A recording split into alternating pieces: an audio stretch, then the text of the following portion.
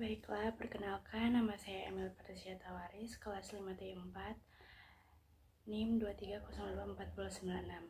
Di sini saya akan menjelaskan tentang materi dari pengambilan keputusan. Yang pertama-tama, kita masuk ke konsep dasar proses keputusan. Konsep dasar proses keputusan dalam sistem pendukung keputusan atau Decision Support System atau DSS. Proses pengambilan keputusan dibagi menjadi 3 utama. Pertama, fase intelligence phase, menemukan dan memahami masalah. Kedua, ada fase desain atau design phase, membangun model dan alternatif solusi. Ketiga, fase pilihan atau choice phase, memilih alternatif terbaik dan membuat keputusan nyata. Ketiga fase ini adalah siklus berulang setelah pilihan diimplementasikan, hasilnya dipantau jika muncul masalah baru atau proses dimulai lagi. Berikut kita masuk di fase intelligent atau intelligent phase. Fase ini fokus pada identifikasi masalah tahapan detail. Yang pertama ada identifikasi tujuan organisasi. Apa yang ingin dicapai? Misalnya efisien biaya, peningkatan laba, kepuasan pelanggan. Yang kedua, ada tujuan ini menjadi dasar mengukur apakah ada masalah atau tidak. Kemudian ada deteksi masalah atau problem decision. Cek apakah kinerja saat ini sesuai tujuan. Jika ada penyimpangan, kemungkinan masalah. Yang ketiga, ada gejala versus masalah ini. Masalah inti penyebabnya sebenarnya contoh keterlambatan distribusi, gejala tanda awal, contoh penjualan turun. Kemudian ada fase intelligence phase yang keempat. Data dibutuhkan untuk menganalisis masalah. Tantangan, data bisa tidak tersedia, pengumpulan data bisa mahal, data tidak akurat atau subjektif, data kadang kualitatif atau sulit diukur.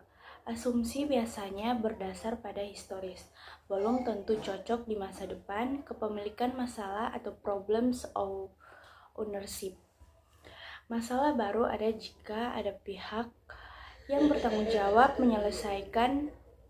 Jika tidak ada owner, masalah akan diabaikan. Kepemilikan bisa individu, tim atau organisasi. Pernyataan masalah formal. Setelah investigasi awal, rumusan masalah secara jelas dalam kalimat eksplisit. Contoh masalah keterlambatan pengiriman barang menyebabkan penurunan kepuasan pelanggan dan penjualan. Berikut ada klasifikasi masalah. Yang pertama, masalah terprogram atau program problems. Sudah terstruktur, rutin, dan berulang. Ada modal standar untuk menyelesaikannya. Contoh, penjadwalan karyawan mingguan, laporan arus kas bulanan, penentuan level investor, barang dengan permintaan konstan. Yang kedua, ada masalah tidak terprogram atau unprogrammed problems. Tidak terstruktur, unik, belum pernah terjadi sebelumnya. Tidak ada modal standar, butuh berkreativitas. Contoh, manajer dan akuisisi perusahaan, penelitian dan pengembangan atau R&D, evaluasi strategi e-commerce baru. Yang ketiga, masalah semi terstruktur, campuran keduanya, sebagian sudah ada modal, sebagian masih butuh pertimbangan subjektif. Contoh, perencanaan keuangan jangka panjang. Yang keempat, masalah kompleks, bisa dipecah menjadi beberapa submasalah atau dekomposisi, membantu komunikasi antar pengambil keputusan dan mempermudah analisis. Kemudian ada fase desain atau design phase. Fase desain atau design phase, fase ini fokus pada membangun model yang mewakili masalah dan solusi. Aktivitas utama yang pertama ada konseptualisasi masalah, memahami inti masalah, kemudian disederhanakan dalam bentuk modal. Yang kedua ada pemodelan atau modeling, mengubah masalah nyata menjadi model kuantitatif atau kualitatif. Identifikasi variabel. Variabel keputusan pilihan yang bisa diambil, misalnya strategi iklan server yang dipilih. Kemudian ada variabel hasil, tujuan yang ingin dicapai, misalnya laba penjualan. Yang berikut variabel lingkaran, faktor eksternal yang tidak bisa dikontrol, misalnya krisis ekonomi. Kemudian yang ketiga jenis modal. Model sederhana, biaya rendah, cepat diuji, mudah dimanipulasi. Kekurangan akurat, model kompleks, lebih akurat tapi mahal, sulit dan butuh data detail. Yang keempat, validasi model, menguji apakah model mewakili realita. Jika model menghasilkan output yang masuk akal, bisa dipakai. Kemudian kita masuk di prinsip pemilihan atau choice principles. Pada fase ini model digunakan untuk memilih solusi.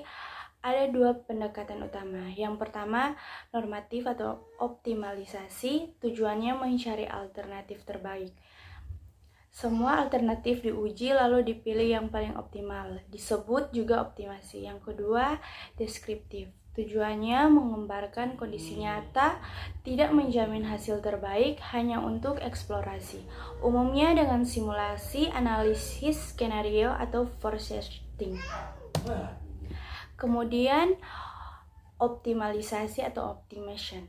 Optimalisasi bisa dilakukan dengan 3 cara. Yang pertama ada maksimalkan hasil dari sumber daya terbatas. Contohnya investasi 10 juta dari alternatif yang menghasilkan laba maksimum. Yang kedua ada maksimalkan rasio hasil terhadap biaya. Contoh laba per dolar investasi. Yang ketiga, minimalkan biaya untuk mencapai target tertentu. Contoh memilih perangkat keras dengan bandwidth minuman tapi biaya paling rendah. Kemudian analisis deskriptif. Analisis deskriptif tidak mencari solusi optimal, tapi menggambarkan dampak dari alternatif. Biasanya berbasis simulasi. Sangat berguna untuk uji coba. Bagaimana jika, what if analysis. Contohnya penerapan, analisis investasi yang rumit, analisis dampak lingkungan, perencanaan keuangan, analisis skenario bisnis, forecasting teknologi, dan manajemen antrian. Kemudian fase pilihan. Di fase ini pengambilan keputusan benar-benar memilih solusi langkah detail. Pertama ada menghasilkan alternatif solusi. Dari model didapatkan beberapa opsi. Yang kedua, evaluasi alternatif. Gunakan kriteria tertentu, laba, biaya, risiko, waktu. Jika ada banyak tujuan, perlu menyeimbangkan. Ketiga, ada teknik pencarian solusi, analitik, pakai formula matematis atau algoritma langkah sistematif, dan heuristik, aturan praktis atau berdasarkan pengalaman, dan blind search, coba-coba tanpa metode jelas. Yang keempat, analisis tambahan, analisis sensitivitas, apakah keputusan tetap valid jika asumsi berubah. Analisis what if, bagaimana jika kondisi utama berubah drastis, misalnya harga bahan baku naik 30%. Yang kelima, keputusan nyata. Pilih salah satu alternatif, buat rekomendasi formal, minta komitmen organisasi. Yang terakhir, kesimpulan. Pengambilan keputusan adalah proses sistematis yang terdiri dari identifikasi masalah, perancangan model, dan pemilihan solusi. Masalah dapat bersifat terprogram, tidak terprogram, atau semi terstruktur. Pemodelan digunakan untuk menyederhanakan realita sehingga alternatif bisa dianalisis lalu dievaluasi dengan pendekatan optimal maupun deskriptif. Intinya, keputusan yang baik harus berbasis data melalui analisis alternatif dan dipilih agar sesuai dengan tujuan organisasi.